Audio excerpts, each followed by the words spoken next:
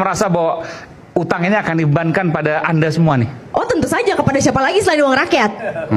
Betul. Anda pernah naik bus? Saya tidak pernah. Nggak pernah naik bus? Dan tidak ada benefit untuk itu. Dan tidak apa?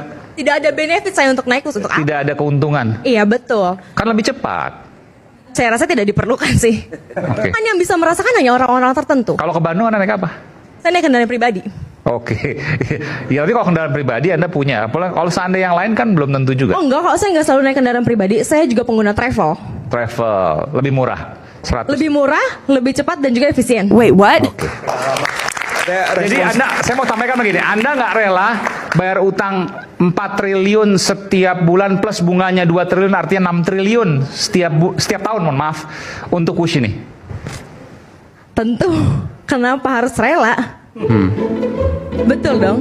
Sementara Anda tidak pernah menggunakannya. Bukan hanya sekedar tidak pernah menggunakan, tapi banyak rakyat kecil yang tidak punya benefit untuk itu.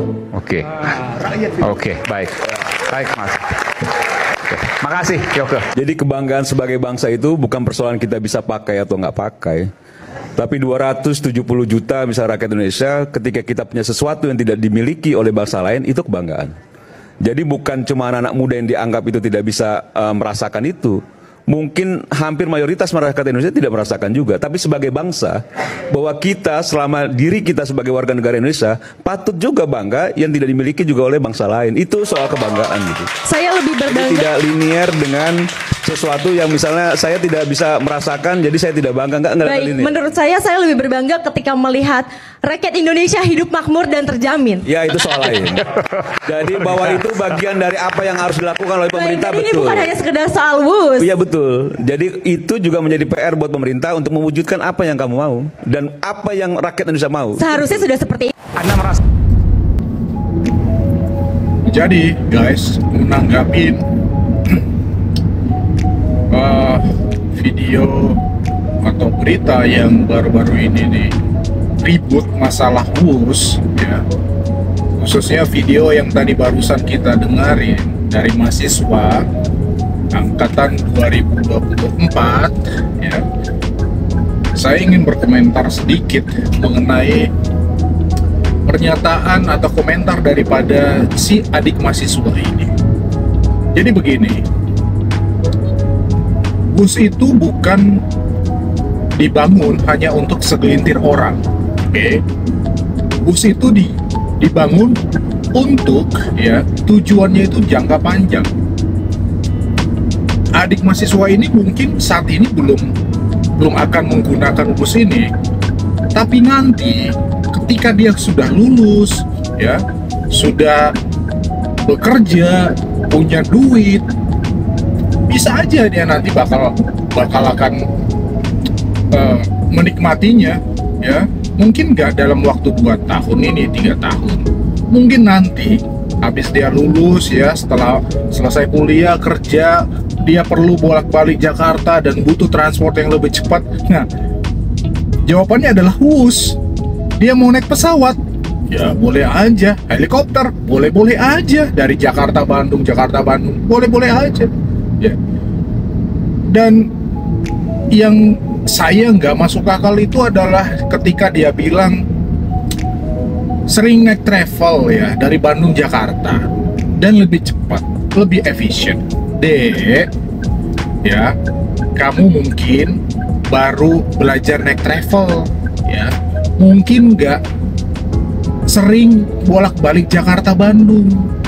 Saya kasih tahu deh ya, kamu mungkin dulu nggak pernah ya ke Jakarta itu, atau dari Bandung ke Jakarta, Jakarta Bandung nggak pernah ya. Sekarang ngiterin dari Bandung, putar dulu ya lewat jalan, aduh itu lewat jalan luar tol lah gitu ya. Itu perjalanannya bisa sampai 4 jam ya. Bisa kalau naik bus dulu itu bisa, kalau busnya itu agak lambat bisa 5 jam. Dengan adanya tol ya, waktunya itu sudah dipangkas menjadi bisa 3 jam.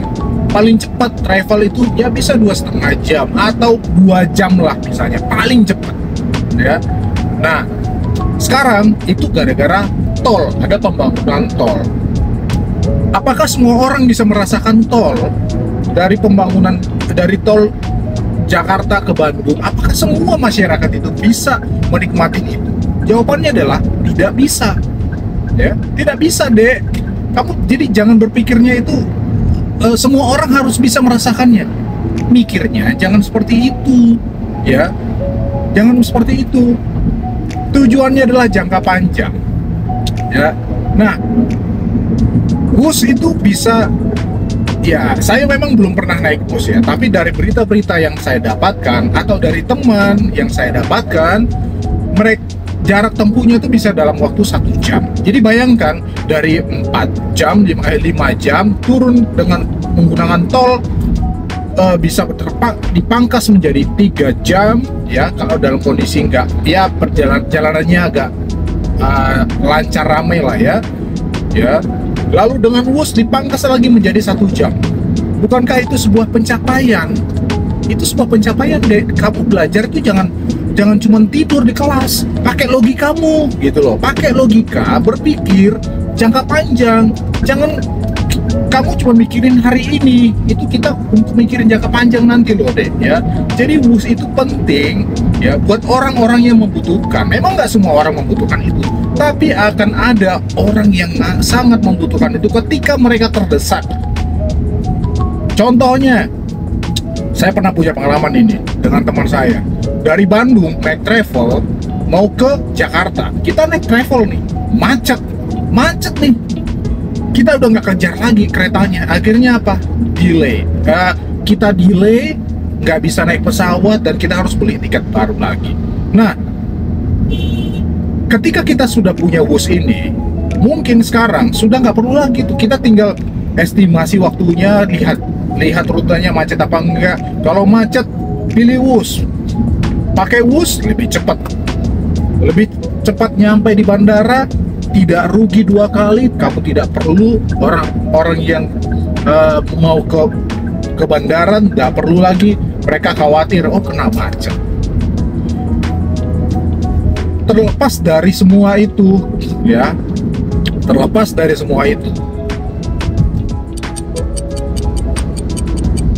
orang yang ada di Medan sana, deh, orang yang ada di Sumatera sana atau di Papua sana, ya, mereka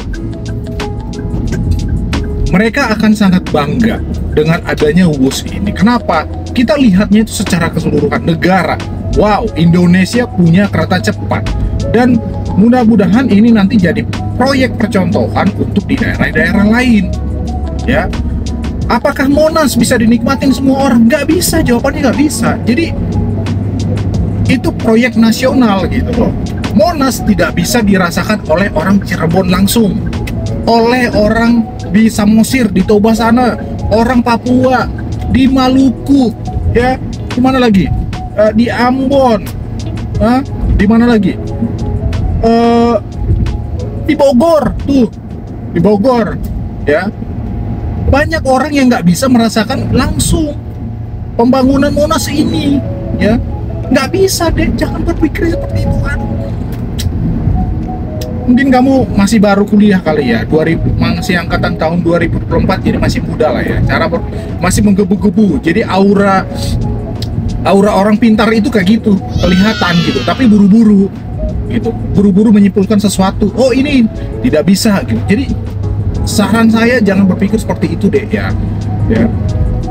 Hutangnya, kamu bilang ngomongin hutang untuk pembangunan ini nanti akan ditanggung oleh masyarakat gitu. Dek, ya, bangun. Total pembangunan bus ini kurang lebih 110 triliun. Oke, mungkin ya, bukan mungkin, memang itu duit yang besar, bukan duit yang kecil. Ya. Itu total pembangunannya ya, 110 triliun, mulai dari jalurnya, pengadaan keretanya, dan semuanya 110 triliun. Berapa sih hutangnya? Hutangnya itu sekitar 54 triliun atau berapa? Sekitar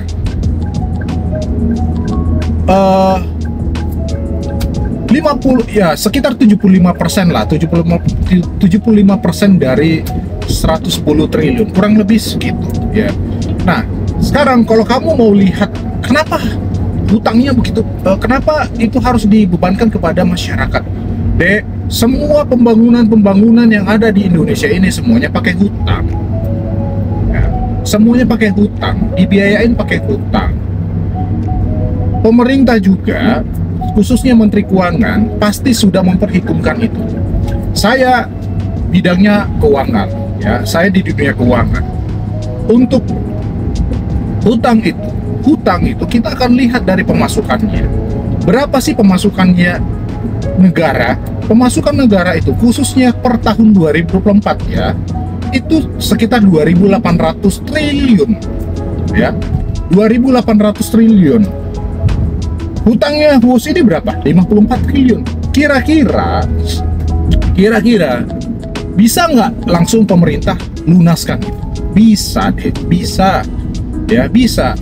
Tapi kenapa itu tidak dilakukan? Nah, makanya itu ada namanya cash flow, menjaga cash flow, ya. Makanya ada rasionya, debt to asset, debt to equity itu ada namanya rasio hutang itu harus berapa. Jaga-jaga nih deh, amit-amit ketika Indonesia berada di posisi keuangan yang sangat-sangat terpuruk, Indonesia masih bisa, negara kita itu masih bisa bayar hutangnya. Ya, 54 triliun itu it's nothing deh. Pemasukan negaranya 2.800 triliun. Jadi coba dicari informasinya dulu ya, dicari. Itu nggak ada apa-apanya. 54 triliun itu deh langsung bisa dibayar pemerintah, itu bisa. Ya, hanya saja ada yang namanya juga hubungan diplomat, ada hubungan ya, hubungan bisnis ya. Indonesia dengan pemberi kreditnya itu, pemberi hutangnya ini ada hubungan ya. Kita mau jaga itu, pemerintah juga mau jaga itu. Pemerintah ada yang diambil gitu loh. Ada sesuatu yang pemerintah ingin capai di situ. Makanya ya pemerintah bisa aja nggak perlu pakai hutang gitu. Bisa aja nggak pakai hutang. Dengan 2.800 itu, aduh, itu kecil banget, 54 triliun loh hutangnya. Tapi pemerintah ya itulah ya, mungkin kamu nanti coba ya belajar keuangan ya. Dalam hal keuangan itu sebisa mungkin itu kalau ada hutang dalam bisnis itu sehat gitu loh. Jadi kalau dalam bisnis itu nggak ada hutang, itu namanya nggak sehat ya. Nggak sehat kenapa? Ya gimana caranya mau ngembangin kalau nggak ada hutang ya? Cara satu-satunya adalah dengan hutang untuk mengekspansi kamu punya bisnis. Begitu deh ya. Jadi janganlah ya kamu kelihatan gitu loh begonya, bilang lebih cepat naik travel daripada bus. Aduh, malu saya deh. Saya mahasiswa juga dulu nggak begitu-gitu amat. Saya masih pakai otak, saya mikirnya pakai kritis gitu loh deh ya. Jangan kayak gitulah, malu-maluin aja. Adik tingkatmu pun nanti akan, mereka malu nanti dengarnya pada saat videomu itu viral. Aduh, malu deh ya. Jadi gitu ya. Jadi kita jangan ngeributin masalah WUS, masalah hutang ya. Nanti masyarakat yang bayar.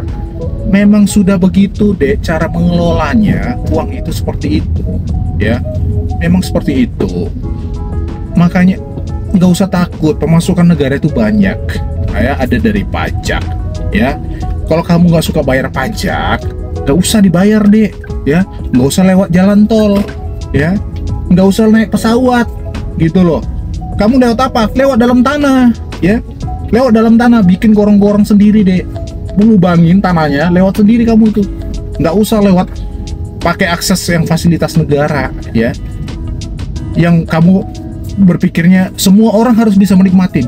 Bukan begitu cara berpikirnya. Berpikir itu adalah kebanggaan. Kita bangga sebagai warga negara Indonesia punya ya namanya kereta cepat. Kita selama ini hanya dengar dari di luar negeri itu ada kereta cepat. Sekarang kita punya di Indonesia deh. Bagus kan? Ya kan?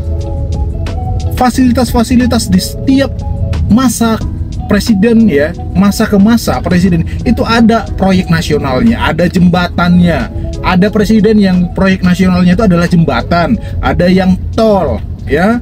Nah, Pak Jokowi, Presiden Jokowi kemarin itu proyek nasional aja adalah WUS, ya. Masih banyak lagi sih jalan, banyak tol yang udah dibangun dan banyak orang yang bisa nikmatin kok. Jadi jangan bilang harus bisa dinikmatin semua orang, nggak bisa deh. Akan ada orang-orang tertentu yang mereka akan bersyukur ketika itu ada. Mereka bersyukur, ya.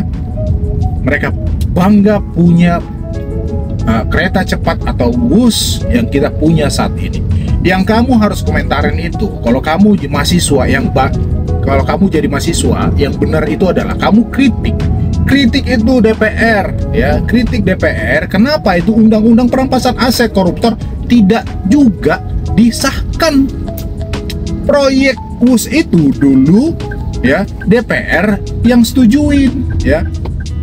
DPR sudah setuju, artinya apa? Mereka sudah memperhitungkan juga, ya. Mereka sudah memperhitungkan juga untuk proyek ini.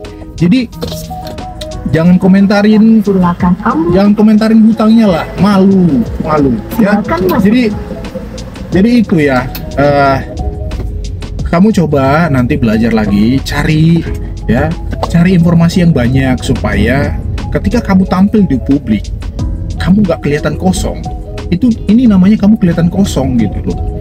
Poin utamanya itu adalah, saya mau highlight itu adalah kamu bilang naik travel lebih cepat daripada WUS. Dari mana ceritanya? Naik travel lebih cepat dari WUS, Dek.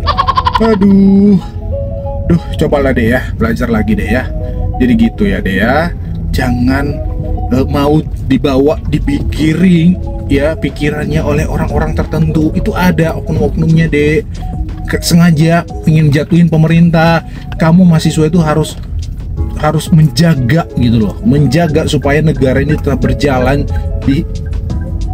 dijauhin oleh orang-orang yang punya kepentingan tersendiri gitu. Orang kalau sudah kepepet posisi, mereka akan melakukan apa saja, ya. Jadi itu aja saran saya. Kamu belajar, cari informasi yang banyak supaya nanti ketika kamu sudah selesai kuliah, kamu punya ilmu, kamu punya nih cara berpikir itu yang memang logis gitu ya. Jangan bilang lagi naik travel lebih cepat daripada naik bus. Belum pernah ya naik bus ya? Cobain naik bus ya, dari nontol ya, cari yang nontol biar kamu diputar-putar tuh, dari Jakarta ke Bandung atau Bandung Jakarta, diputar-putar kamu. Jadi kamu tahu rasanya ya, bahwanya bus itu sangat menguntungkan. Memang nggak semua orang ya menguntungkan, hanya untuk orang yang benar-benar membutuhkan. Jadi itu kata kuncinya, dibutuhkan oleh bermanfaat untuk orang-orang yang membutuhkan, begitu ya. Salam ya, salam kecerdasan.